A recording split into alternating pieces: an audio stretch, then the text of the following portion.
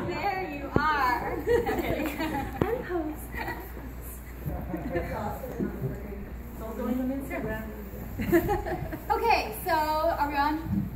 Cool. So we were, this is our first workshop of the week.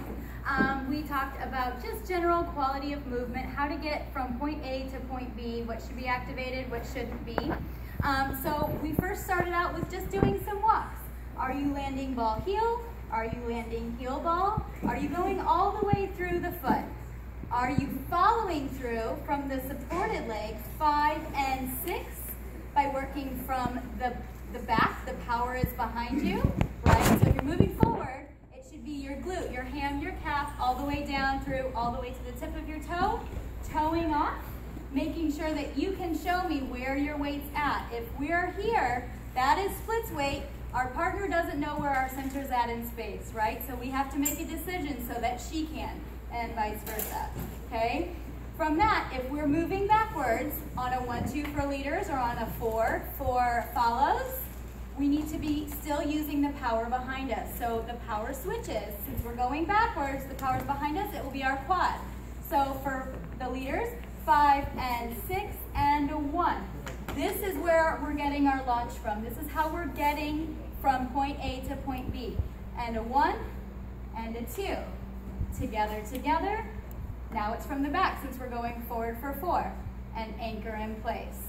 I also talked about pulling the hips underneath you to establish a little bit of turnout for yourself. Dancing like this is kind of like dancing in stilettos, right? We don't have a whole lot of wiggle room. We don't have our biggest muscles to brace us. We're working a lot with our auxiliary muscles, and that just looks like a lot of work. So what we're gonna do is we're gonna pull our hips up underneath us, tucking our butt, allowing our hips to splay forward. That should produce a natural turnout for you, regardless of your flexibility level. You can always work on that, but this is where your natural turnout is for now. That being said, now we have put on our sneakers. We're no longer dancing in our stilettos, right? We've got a wider base. We've got more muscles to use to resolve our balance, okay? As we're doing that, instead of walking on 2 rails or dancing on 2 rails, right, having 2 launch pads, we're gonna zip it up, we're gonna have 1 right underneath our center. So we're going to start single tracking our dancing, especially on our walks, our progressive movements forward.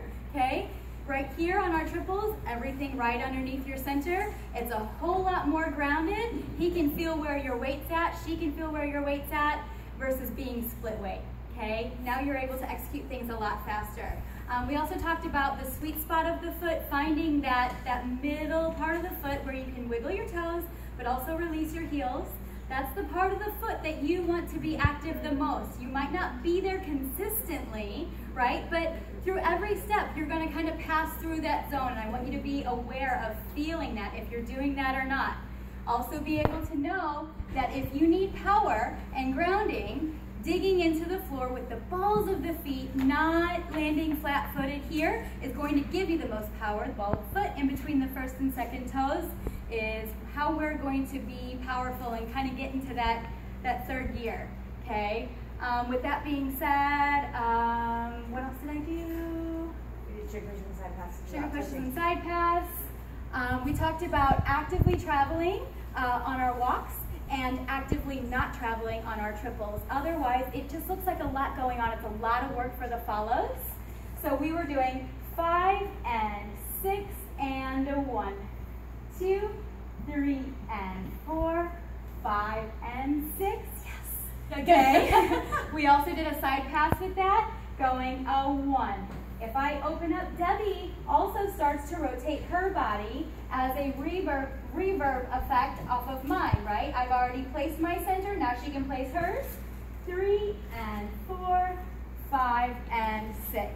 So just hanging back. I also mentioned that I'll give timing issues a second look, or I'll give you the benefit of the doubt for follows if you are late, if you are delayed. I won't give you the benefit of the doubt if you're early, because you are no longer the follow if you are early, right? We have one initiator of this dance, and it's the leader, so that means you have to be behind the initial energy, following it through and responding as needed.